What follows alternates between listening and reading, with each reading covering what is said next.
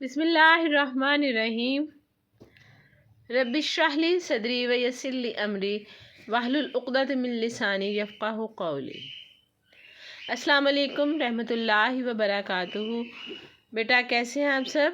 امید اور یقین ہے کہ آپ سب خیریت سے ہوں گے، اور مجھے بہت 100% مجھے امید ہے کہ آپ سب نے کل کا لیکچر سنا ہوگا سب نے، اور اس کو سمجھا ہوگا، کیونکہ کل کے لیکچر جو ہے ہمارا تھا اردو کلاس 8 کا 8th کلاس کا سبق نمبر 20 بچے کی دعا۔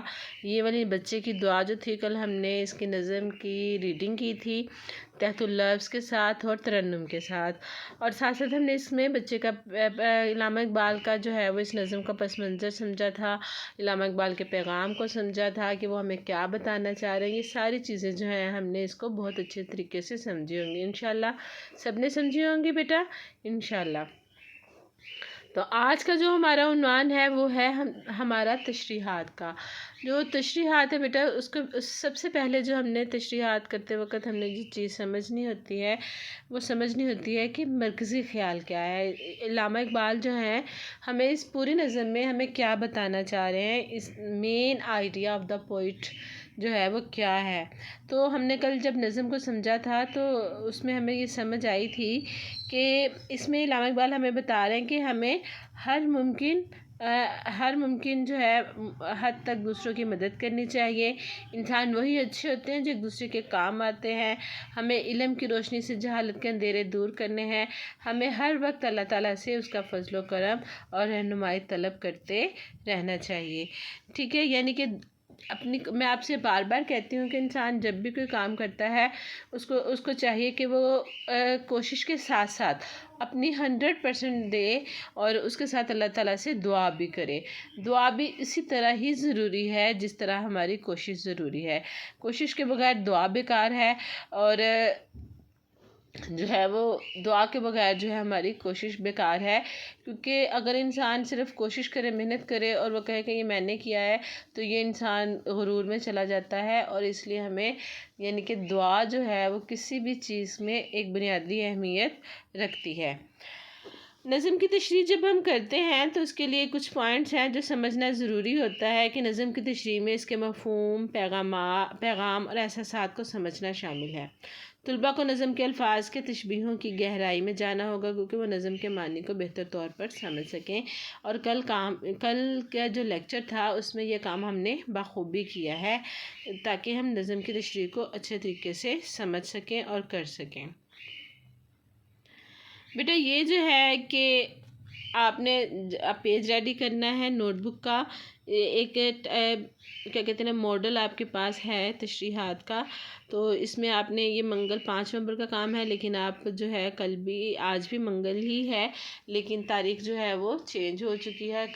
آج ہے 12 نومبر 2024۔ جماعت کا کام کریں گے، سبق نمبر 20 ہے بچے کی دعا، عنوان تشریحات ہے، شعر نمبر 1 ہے، لب پہ آتی ہے دعا بن کے تمنا میری، زندگی شمع کی صورت و خدایا میری۔ تمنا میری میں یہ غلط ہے بڑی، اس کو ٹھیک کر لیجئے گا۔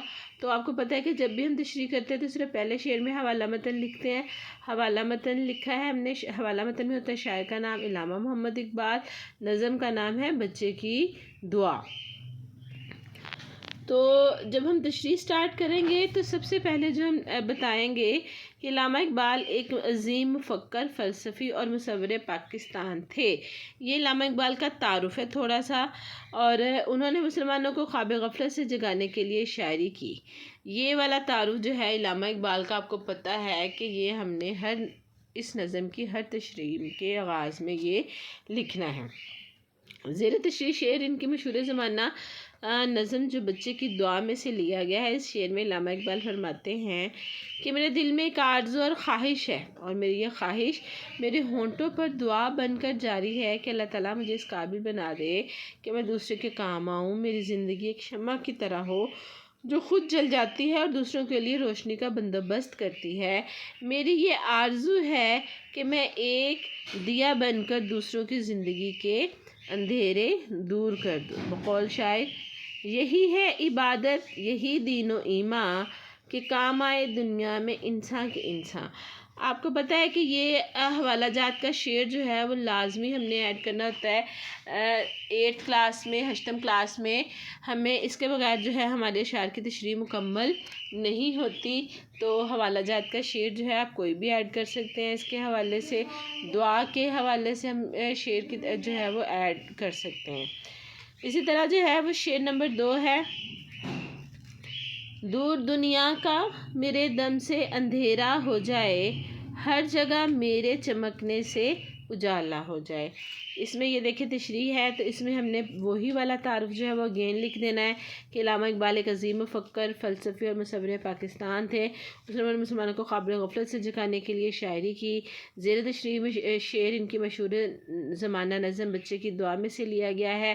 اس شعر میں اللہ تعالیٰ نے ایک بچے کی زبانی فرماتے ہیں، اللہ تعالیٰ سے دعا کرتے ہیں کہ میں پڑھ لکھ کر علم حاصل کروں اور دنیا کے اندھیرے دور کروں، اعلیٰ تعلیم حاصل کر کے میں اپنا علم دوسروں تک پہنچاؤں اور میرے علم کی روشنی ہر جگہ پھیل جائے۔ علم کی اسی اہمیت کو اجاگر کرنے کے لیے نبی کریم صلی اللہ علیہ وآلہ وسلم نے ارشاد فرمایا، تم میں سے بہترین شخص وہ ہے جو خود بھی علم سیکھے اور دوسروں کو بھی سکھائے۔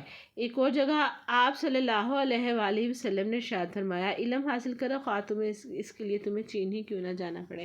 بیٹا یہ جو ہے حوالہ جات جو ہوتے ہیں وہ شعر بھی ہو سکتے ہیں اور کوئی آیت کوئی حدیث کا حوالہ بھی ہو سکتا ہے۔ تو جیسے کہ ہم نے پچھلے شعر میں جو ہے وہ ایک شعر کا حوالہ دیا تھا، تو اس شعر میں جو ہے وہ ہم نے کیا کرنا ہے، ایک حدیث کا حوالہ دے دیا ہے، تو یہ بھی ہماری اتھینٹک حدیث جو ہے وہ ہو جائے گی۔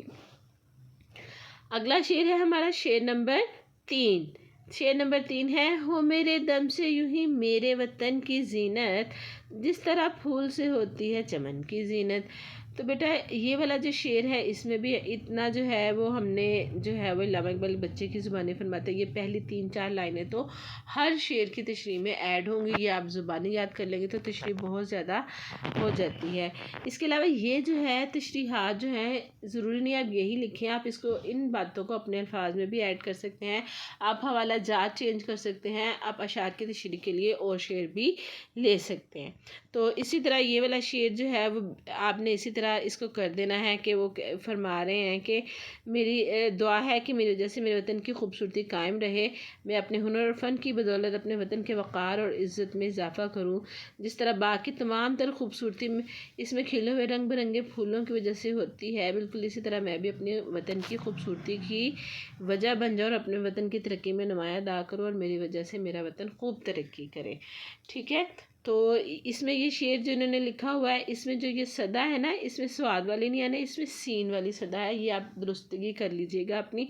اور تو اس میں ہے کہ ہے جرم اگر وطن کی مٹی سے محبت اگر، یہ جرم صدا میرے حسابوں میں رہے گا، یا آپ وہ والی نظم جو ہے وہ اس کا بھی حوالہ جات اس میں شعر ایڈ کر سکتے ہیں کہ خدا کرے میری عرض پاک پہ اترے وہ فصل گل جسے اندیشہ زوال نہ ہو، یہاں جو پھول کھلے کھلا رہے صدیوں، یہاں خزاں کو بھی گزرنے کی مجال نہ ہو۔